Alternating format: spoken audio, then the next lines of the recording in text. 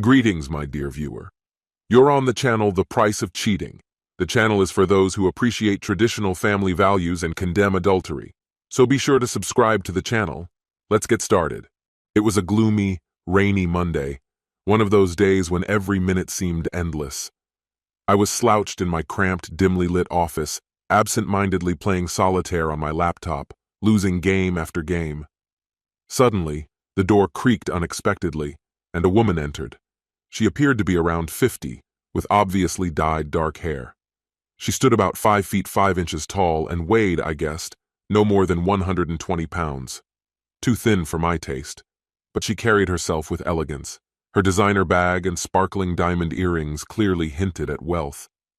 "Are you Detective Thomas Brown?" she asked, her voice clear and direct. "That's me.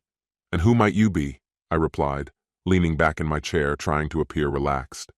She approached my cluttered desk with polished grace and extended her hand. "My name is Abigail Miller." I stood up, shook her hand, and gestured to the chair opposite. "Please take a seat, Mrs. Miller." She sat down gracefully and immediately corrected me. "I'm Mrs., not Miss. I'm still married, for now at least. I think my husband is cheating on me and I need you to confirm it. You do that kind of work, right? Photos and all?" I sighed quietly. This was the part of the job I hated. After 15 years of dealing with real criminals, a bullet to the knee had ended my police career. Now I was a private investigator, spending my days on stakeouts outside cheap motels, photographing unfaithful spouses. It wasn't the work I had dreamed of, but it paid the bills. "Yes, I do that kind of work," I replied evenly. "Tell me what you know." She hesitated for a moment before starting. "Oscar and I have been married for 27 years. He's a vice president at a large company. I think he's seeing one of his colleagues. I suspect they meet at one of the fancy hotels downtown, close to his office." I began jotting notes in my notepad. "What makes you think he's seeing someone? Do you have any evidence?" "Not exactly," she admitted, her voice softening. "It's more of a feeling. He's become distant, acting differently. We barely touch each other anymore, which is unusual for him." She paused, lowering her gaze to her hands, then continued. "A month ago, I found a receipt in his shirt pocket from a jewelry store for an expensive bracelet, but he never gave it to me. That's when I started checking his credit card statements. Over the last 3 weeks, I saw charges for hotel stays. He always comes home by evening, so why does he need a hotel room? His company covers client meetings, so it can't be work-related." "You think he's meeting someone in the middle of the day, on Wednesdays?" I asked, keeping my tone neutral. "And you want proof? Photos?" "Yes," she replied firmly.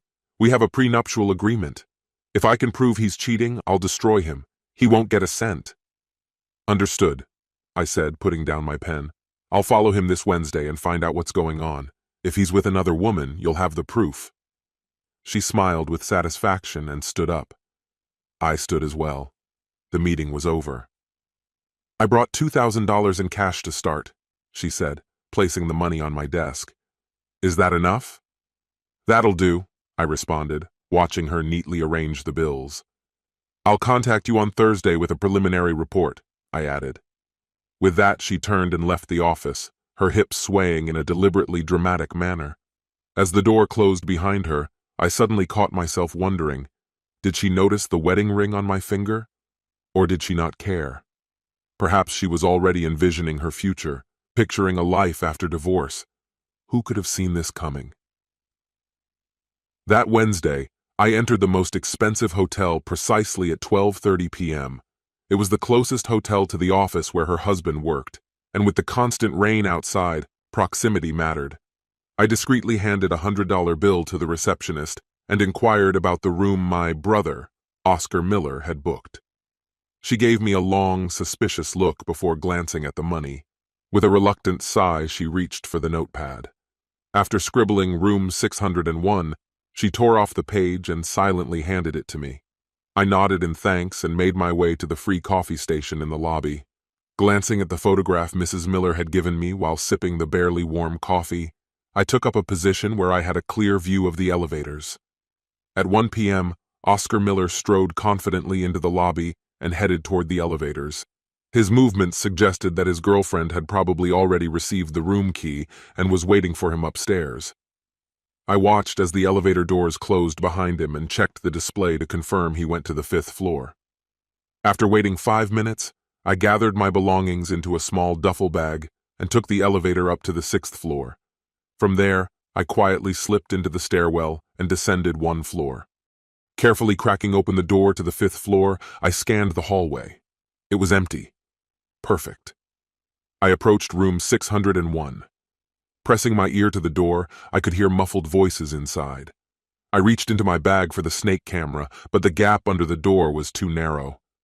Cursing under my breath, I pulled out a crowbar and gently pried the door up. With the door slightly raised, I was able to slide the camera underneath. The screen flickered to life, and the autofocus began adjusting. After a few moments, the bed came into view. My eyes froze on Oscar Miller's face. As I recorded the scene, I shifted the camera slightly to capture the woman next to him. A wave of nausea hit me. I nearly dropped the equipment when I saw her, the unmistakable bird tattoo on her shoulder. My heart clenched. There was no mistake. How could she do this? For almost 25 years, my brother had loved this woman. Her betrayal struck me like a knife, driven deep into my gut. I felt the nausea rising again, but I forced myself to swallow it down, focusing on my breathing. She was nothing more than a lying traitor. I steeled myself, reminding myself I had a job to finish. Abigail Miller needed irrefutable evidence to annul the marriage contract, and I couldn't let my emotions get in the way. Clenching my teeth, I continued observing. The woman with long dark hair moved in a way that left no doubt. Every look at her face confirmed the painful truth, tearing apart the last remnants of my resolve. Part of me wanted to burst in, shatter the illusion, and put an end to the agony tearing me apart inside, but instead I packed the camera away and slipped it back into my bag. Leaning against the stairwell door, I felt a wave of exhaustion, both physical and emotional, wash over me. The emotions, rage, sadness, disgust, were unbearable. Questions flooded my mind, questions without answers. Why did she do it? How long had it been going on? Shaking my head, I tried to push those thoughts away. I needed to stay professional and finish the job. Abigail Miller was counting on this evidence, and I couldn't fail her. 10 minutes later, Oscar Miller exited room 601 with a smug grin on his face. He adjusted his tie, glanced around, and headed for the elevator. Once he was gone, I hurried to the door. For a moment I considered knocking, but instead leaned against the wall across from the room. A few minutes later, the door opened, and there she was. As soon as she saw me, her eyes widened in shock, and she slammed the door shut. I knocked firmly but calmly, my voice commanding, "Patricia, open the damn door!" After a brief moment of uncertainty, she cautiously turned the handle and opened the door. Her face was streaked with tears. "Thomas. Oh God, Thomas, why are you here?" "The real question is, why are you here?" My voice cut through the air, cold and merciless. "Thomas, it's not what you think. I can explain everything," she pleaded, her voice trembling and filled with desperation. "It was just enough," I interrupted sharply. "I'm tired of listening to your lying excuses, Patricia." Patricia's legs gave way, and she collapsed onto the floor. Her body shook with sobs as she hugged herself and rocked back and forth in despair. "Oh God, Thomas, does he know? Did he send you?" Her voice became a barely audible, panicked whisper. "No, no, oh God." Thomas stood over her, his expression hard, showing not a trace of sympathy. He had no pity left for her. He had seen the footage. No matter what she was about to say, the truth was clear. There was no coercion, no pressure. She had been more than willing. "Patricia," he said coldly, "David didn't send me. Oscar's wife hired me. She suspected something and came to me. I found the evidence. I didn't expect to find you involved in this." Patricia's sobs grew louder. "Oh God, what are you going to do? Please, Thomas, you can't tell David. It will destroy him. Please don't." Thomas's voice softened slightly, but his words remained firm. "Patricia, I care about you. You were like a sister to me. When you married my brother, I welcomed you into our family with open arms. You've been a part of our lives for nearly 25 years. You're the godmother of my children. How could you risk all of that for someone like Miller? Thomas, no, please. You don't have to tell him. I'm begging you.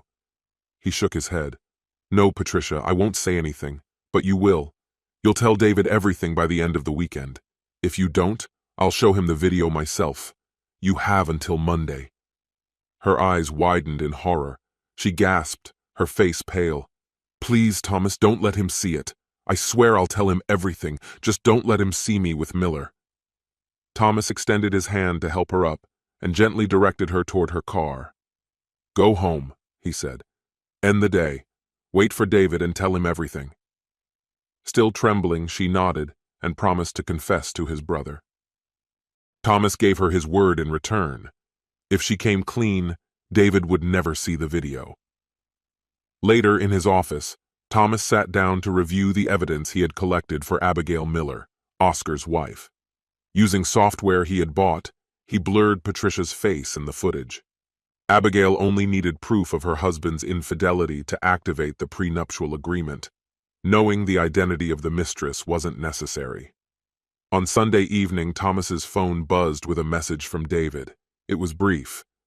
Can we talk? Without hesitation, Thomas called him. Hey, brother, what's going on? Hey, Oscar, David replied. I wanted to ask if I can stay with you for a few days. Of course, Thomas said, feeling a wave of unease. What's happening? Patricia confessed that she had a brief affair, David admitted quietly. She says it's over and swears it won't happen again. It's hard, really hard to trust her again. I want to, but deep down, I'm not sure I'll ever fully forgive her. David, you know how much you and Patricia mean to me, Thomas said. No matter what you decide, I'll stand by you.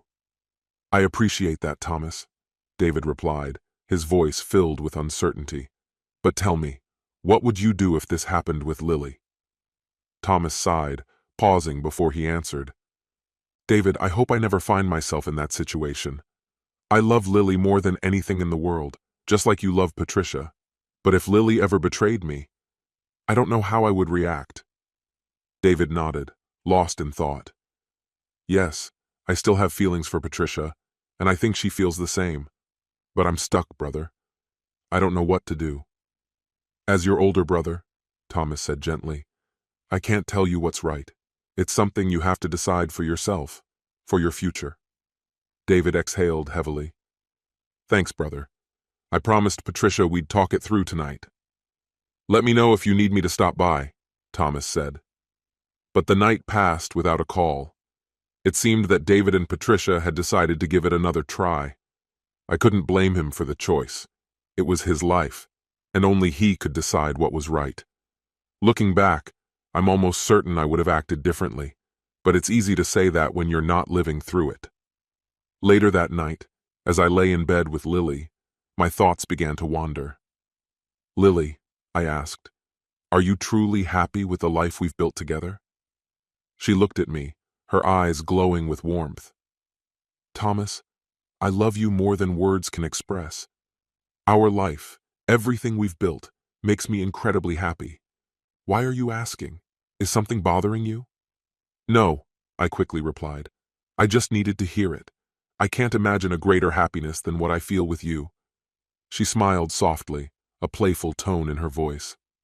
Good answer. You're getting wiser every day. Then she leaned closer and whispered, Now enough talking. Kiss me. The next day, David told me he wanted a divorce from Patricia. It turned out she had been cheating on him for about 3 months, and he had no intention of forgiving her. She made her choice, and now she'd regret it. This concludes the story. If you like it, then put your powerful like and subscribe to the channel.